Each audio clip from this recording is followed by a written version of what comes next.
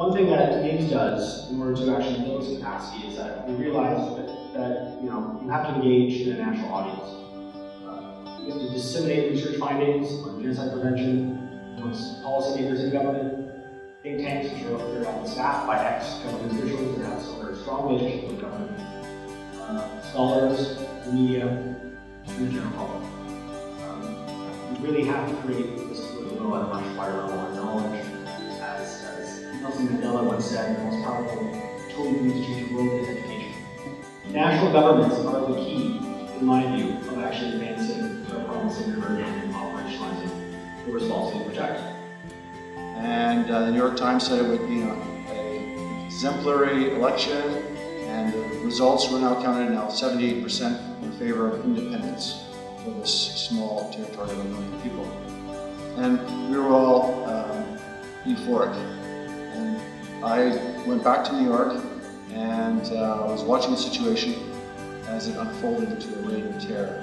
A skeleton of a young woman who easily could have been wearing a dress that any of the women here are wearing today. It was a bright summer's dress, and it appeared perfectly preserved despite having been in this grave. But could still have PTSD today were not for the international community response. Bill Clinton, having learned from the Rwandan genocide, threatened Indonesia with the loss of IMF loans.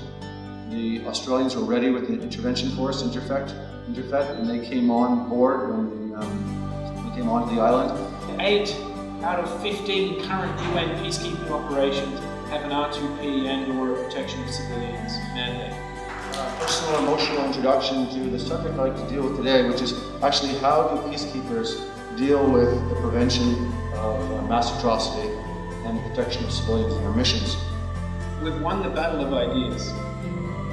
Within the UN now, the debate is about how R2P should be meaningfully implemented in specific cases, not whether such a responsibility exists in the abstract. The challenge for us, therefore, remains to strengthen the politics of non-indifference.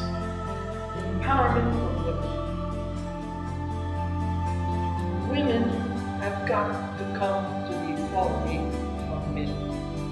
And empowering women is crucial in breaking many of the cultural, even religious constructs that are out there, that are preventing us from being able to look at human rights and the rights of women, even bring in some of the rule of law dimensions that we believe in, and in so doing, we are curtailing humanity because we are fundamentally keeping women out of the big game in too many arenas of life. Empowerment of women is critical to advancing child rights.